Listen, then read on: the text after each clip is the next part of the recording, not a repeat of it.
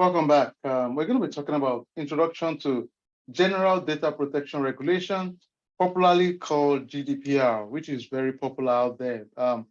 GDPR, what is GDPR? In simple terms, this is the privacy and security law governing organizations worldwide that deal with people's data, specifically within the European Union. And this is a law drafted by the European Union. Um, what are the key consequences of GDPR violation itself?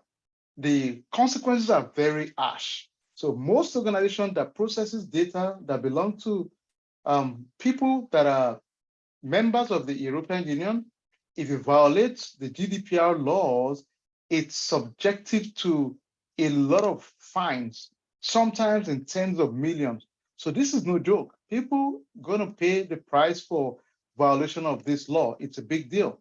So why GDPR? The bottom line is to curb cybercrime and create confidence among people, among nations doing business, organizations within each other, member states within each other, to create that level of confidence within the different citizens. The history of GDPR, the European Convention on Human Rights of 1950, then of course the minimum data privacy and security developed in 1955, then translated to the European Parliament passing the GDPR law in May 25, 2018, and it became enforced at that date. So it's a big deal. It was passed and the law became enforced in May 25th, 2018. Some key requirements to meet for application of GDPR in organizations outside of the EU. Number one, the organization must be offering goods and services to the people in the European Union. And that means a lot of Fortune 500 or Fortune 1000, because they have different locations worldwide, mostly in Europe at some capacity. So they are subjective to the GDPR laws too. The organization monitors the online behavior of the citizen and the residents of the EU. It's a big deal. I used to be part of an organization that we had subsidiaries all over the world. And because of that, our European Union partners, we had to make sure all their data are following and abiding with the GDPR laws. Very important. The scope of GDPR, like I stated earlier, it's to protect the data of EU residents and citizens. It applies to organizations that handle such data, whether in Europe or outside of Europe. It becomes a very significant deal. Some territories of the EU of GDPR, typically, like we mentioned earlier on, would be within the European Union. The processing of personal data in the context of these activities, establishing a controller or a processor in the Union, regardless of whether the processing takes place in the Union or not. So there will be the processing of personal data of data subjects who are in the Union by a controller or a processor not established in the Union itself. Then the other thing is the processing of personal data by a controller not established in the Union, but in a place where member state law applies by virtue of public international law. So the takeaway here is that we have the controller or a processor in the Union is also very important.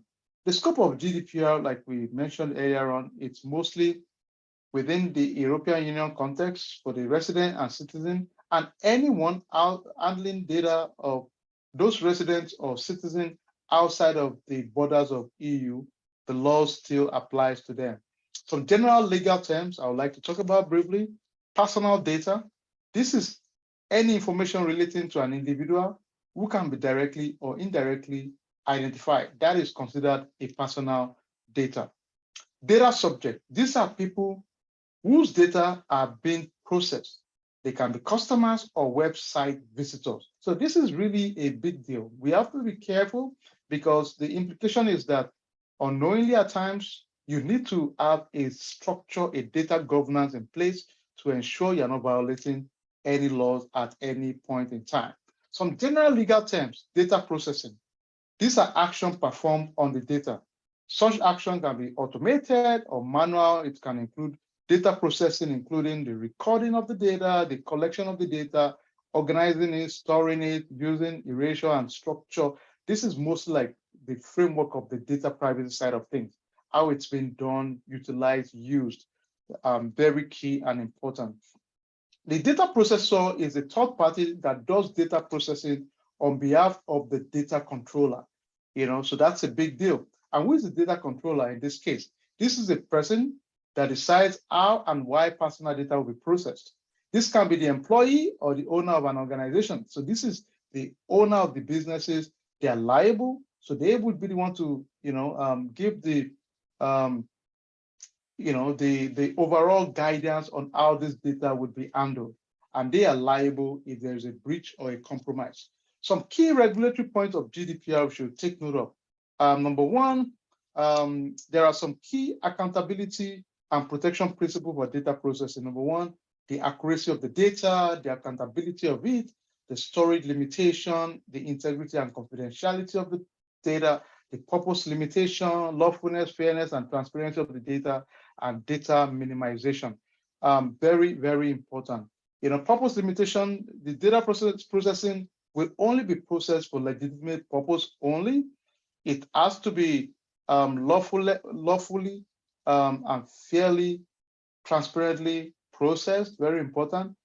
Data minimization, the collection and processing should always be necessary for the intended purpose only, and it should be processed in good faith at the end of the day. Some general principles, like we talked about again, the accuracy, the personal data kept must always be accurate and up to date. Storage limitation, the storage of personal data identified should be stored as long as it is necessary for the purpose. The integrity and confidentiality, the controller and processor must ensure confidentiality at all times. Accountability, every GDPR compliant data controller must be able to show that they are in compliance at any point in time to create that accountability at all times. Data security, we've talked about some of this also. The intent is to secure the data and ensure the organization implement appropriate technical measures to protect the data, such as two-factor authentication, staff training and awareness, providing data privacy policies and procedure and guidance to the workers and third-party vendors, and limiting access to those personal data at any point in time. The instances when organizations are allowed to process data, they have to justify the following before processing any data. One, that the subject gave out clear consent. They have to ensure that the data processing is necessary for execution or preparing for a contract. They have to ensure that the data processing is required to comply with a legal obligation. They have to ensure that the data processing will save somebody's life. They have to ensure the processing is necessary for performing the task itself. And they have to show that the organization has a legitimate interest in processing someone's data at any point in time. So those are some key things to showcase before you can justify processing people's data. Consent is a big thing. We all agree on that. It must be freely given, no coercion.